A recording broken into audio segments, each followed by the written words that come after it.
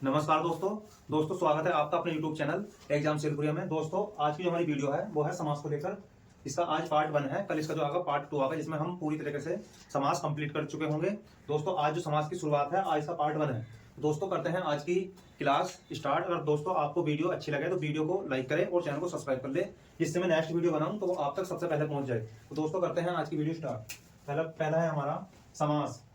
समास पूछेगा समास किस किस से मिलकर बना है, तो समास मिलकर बना है सम प्लस आस। किससे मिलकर बना है दोस्तों?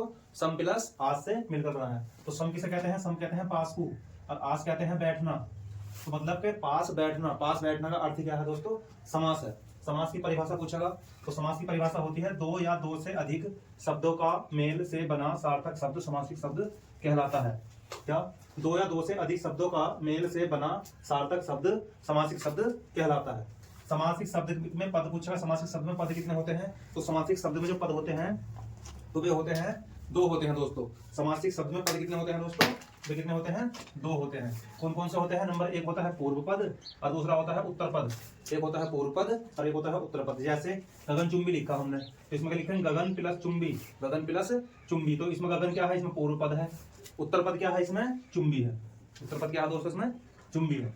नेक्स्ट चलते हैं। नेक्स्ट हमारा समास का शाब्दिक अर्थ क्या होता है? समास का शाब्दिक अर्थ पिछली बार पूछा गया था यूपी पुलिस कांस्टेबल में, ध्यान रखना 60,244 जो हमारी वैकेंसी थी उसमें पूछा गया था कि समास का शाब्दिक अर्थ क्या है। तो समास का शाब्दिक अर्थ है संक्षेप या संक्षिप्तीकरण में लिखना। क्या होता है समास का शाब्दिक अर्थ? क्या होता है? संक्षेप में लिखना।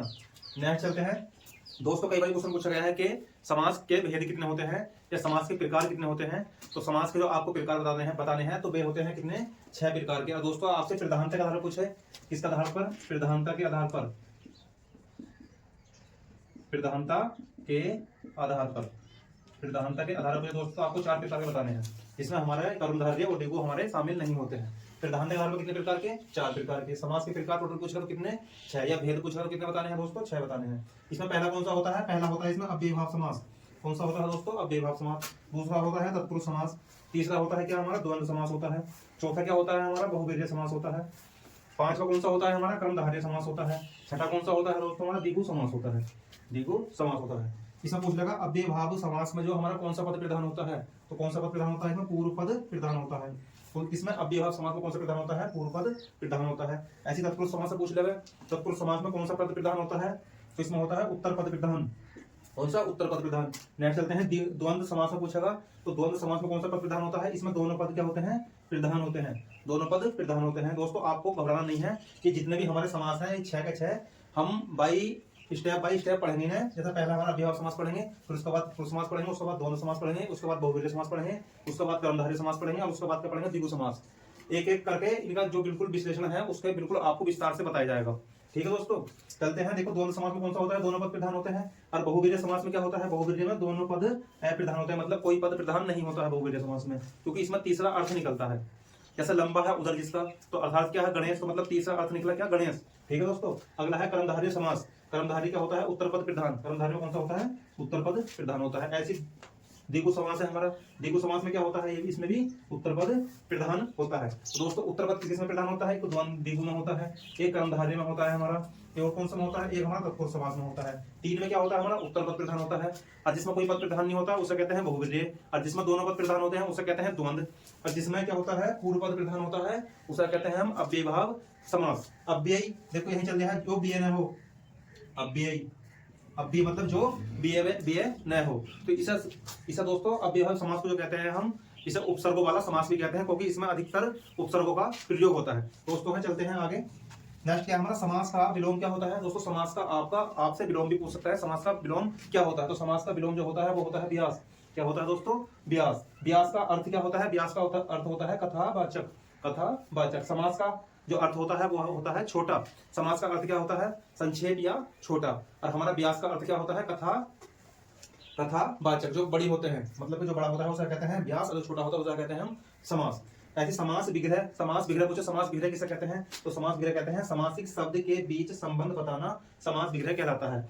समासिक शब्द के बीच संबंध बताना हुआ कहलाता है हमारा समास विग्रह कहलाता है। जैसे गगन चुंबी, गगन में चुंबी ऐसा कहते हैं, जो हमारा मैं लगा वो क्या होगा? हमारा गगन को चूमने वाला क्या होगा, गगन चुंबी होगा। जैसे हम लिखते हैं गगन को चूमने वाला, गगन को चूमने वाला, उसे कहेंगे दोस्तों गगन चुंबी कहेंगे। तो इसमें क्या है जुड़ा है, को चूमने वाला, तो को चूमने वाला क्या है हमारा, इसमें समास दिख रहा है दोस्तों। ऐसा करके पढ़ेंगे ना दोस्तों। आज जो हमारी क्लास है तो वो है, आज जो कंप्लीट करेंगे हम इसमें करेंगे अव्ययभाव समास। अव्ययभाव समास, तो दोस्तों चलते हैं अव्ययभाव समास की ओर।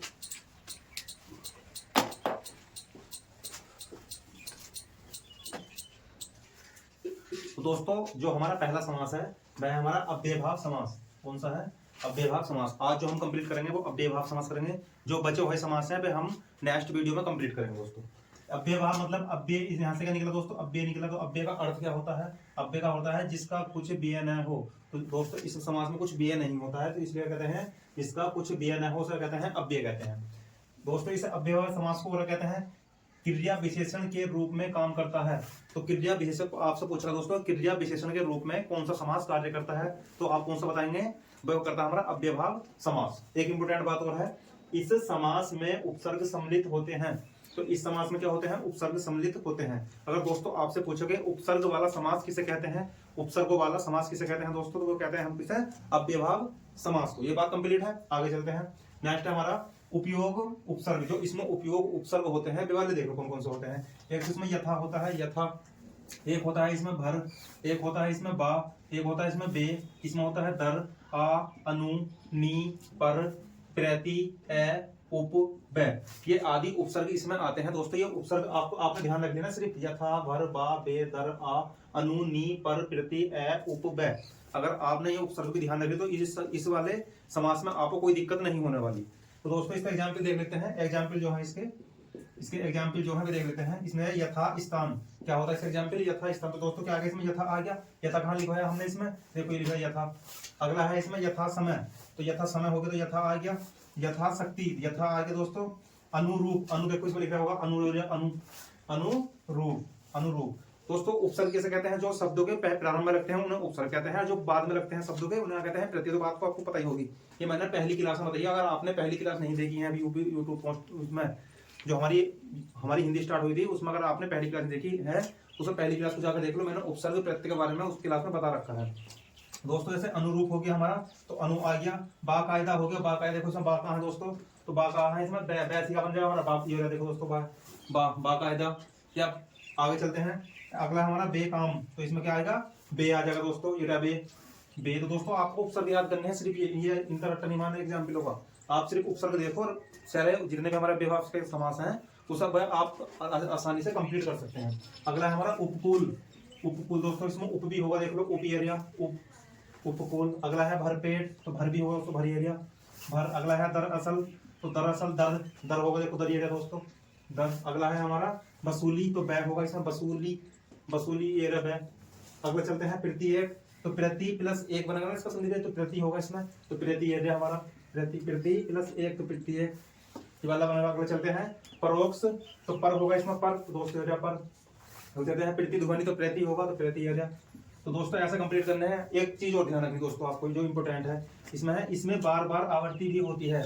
इसमें क्या होती है दोस्तों, बार बार आवृत्ति भी होती है। जैसे हाथों हाथ, जैसे हाथों हाथ कहते हैं चल चल, चल चल, हाथों हाथ, उसने मुझे हाथों हाथ पैसे दे दिए, तो हाथों हाथ, हाथों हाथ क्या मांगा दोस्तों, अव्ययभाव समास मांगा। ध्यान रखना बहुत इंपॉर्टेंट है ये। अगला चलते हैं बार बार, तो बार भी क्या मांगा हमारा, अव्ययभाव समास मांगा। अगला है हमारा पल पल, पल पल, इसमें क्या मांगा हमारा, अव्ययभाव समास मांगा। सरासर, सरासर, तो क्या होगा इसमें, अव्ययभाव समास होगा। अगला है हमारा एका एक, जो हमारे शब्द एक या एक, एका एक, ये क्या मांगा हमारा, अव्ययभाव समास मांगा। दोस्तों ये थी हमारी आज की वीडियो, जो हमारे समास, हमने पहली क्लास थी हमारी ये, जो हमने समास इसमें स्टार्ट कर दिए हैं।